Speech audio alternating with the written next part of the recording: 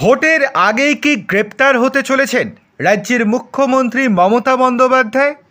এবার সেই জল্পনায় আরও জোরালো হতে শুরু করেছে, কেননা সুপ্রিম কোর্টের বিখ্যাত আইনজীবী মুকুল বিশ্বাস যা বললেন তাতে করে যে অস্বস্তি বাড়তে চলেছে মমতা বন্দ্যোপাধ্যায়ের, সেটা আর বলার অপেক্ষা রাখে না। কি বলেছেন চলুন বিস্তারিত দেখে নেওয়া যাক। গত পরশু যে ঘটনা ঘটেছে সেই নিয়ে মানুষের মনে কয়েকটি প্রশ্ন উঠেছে। তার মধ্যে দুটি প্রশ্ন অত্যন্ত গুরুত্বপূর্ণ। কোনো তদন্তকারী সংস্থার তল্লাশি অভিযান চলাকালীন কি কোনো ব্যক্তি ঢুকে সেখান থেকে কাগজপত্র বা ফাইল বা অন্য কিছু নিয়ে আসতে পারেন? এক্ষেত্রে কেউ কেন বাধা দিল না?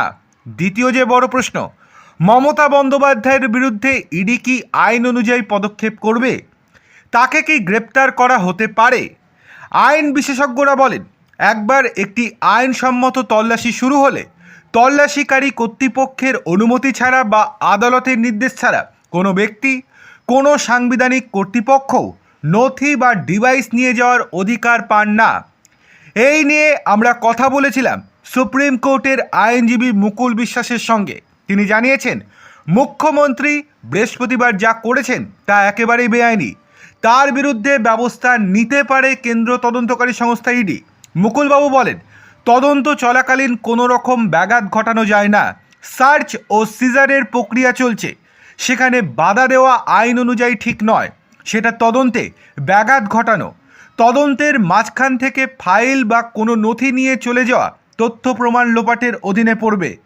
তদন্তকারী সংস্থা চাইলে কঠোর ব্যবস্থা নিতে পারে।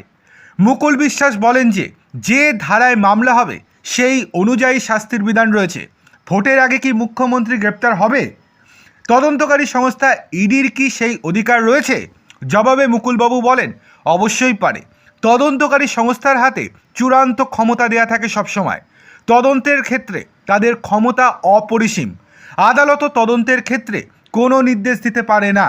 কাউকে আটক করা, গ্রেপ্তার করার মতো ক্ষমতা রয়েছে তদন্তকারী সংস্থার হাতে। দেখার বিষয়, এবার কি মমতা বন্দ্যোপাধ্যায়কে গ্রেপ্তার করে ইডি, নাকি আবারও ছাড় পেয়ে যান তিনি?